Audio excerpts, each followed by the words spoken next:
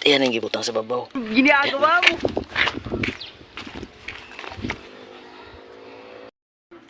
May prank tayo ngayon kasi yung cellphone nilagay niya sa may biyabas sa sanga ba. Tapos kinuha ko kunwari. Pagbalik niya nalaglag na yung cellphone niya. Tapos tumama sa bato kaya yun nilagyan ko ng bato para hindi masyadong halata. Try lang natin kung anong reaksyon niya. Kung may ipik ba. Kunwari. Wifi kasi kami dito tapos pinapasignalan ba kasi kung doon sa loob hindi na makapasok yung signal, hindi na makapasok yung signal ng wifi kaya dito sa labas nilagay yung cellphone. Yan, may naisip ako.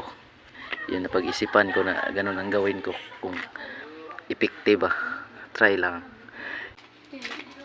Ambi akong cellphone. Wala, nagdula ko. Gagi.